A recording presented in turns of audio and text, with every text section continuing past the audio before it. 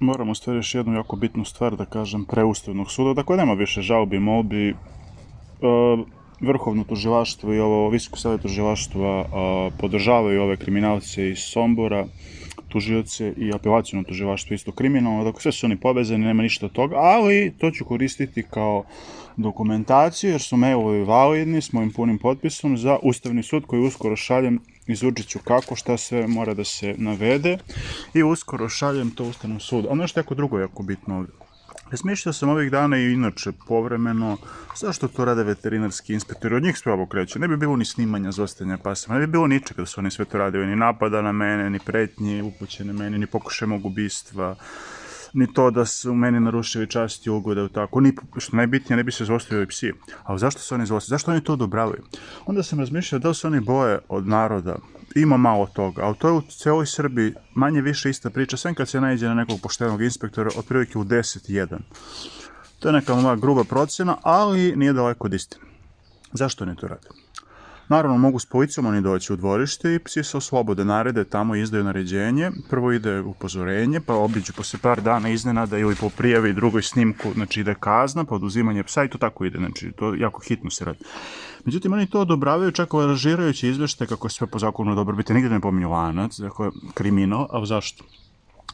Ja sam duboko razmišljao matematičko, logički o tome i zaključio sam, gotovo 99% sam siguran, 9, da oni to rade da bi ovaj narod, jer zlostavljanje životinja je prvi preduslov za zlostavljanje čoveka. U 99% slučajeva to ide tako, test ide na životinje. I čak od malih nogu, znači deca gledaju pas vezan, pa govore im roditeljima džukela, pa ga šutiraju ima na ulici, pa mu prosipaju vodu na ulične pse, pa ih truju i tako dalje, jel? A kad gledaju psa na lancu, znači kako se zlostavlja, to njima dolazi prirodno, pa ih zlostavljaju i sami. I onda se tu stvara nasilje prema ljudima. Zapravo u interesu vlasti, ove kriminalne, iako u zakonu skroz drugačije, tako dobrobiti životinja, da u stvari bude što više nasilnika među ljude i zaustavljača ljudi. Zašto? Pa da bi oni lakše vladali.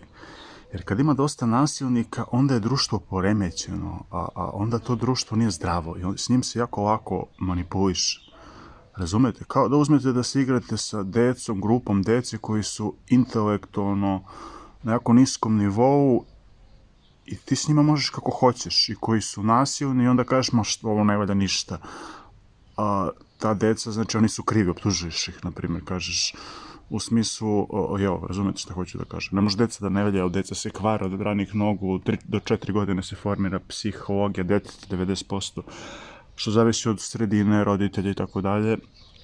Ali uzeo sam primer grupacije, to je naroda, koji njima odgovara, takav kakav je, nepismen, skupljenim diplomama, u polovini slučajeva gde su na visokim funkcijama, kao iz vlade, Mali i tako dalje, Nikolić, Tomislav, skupljenim diplomama, jako ih je puno, to je pitanje ko nije.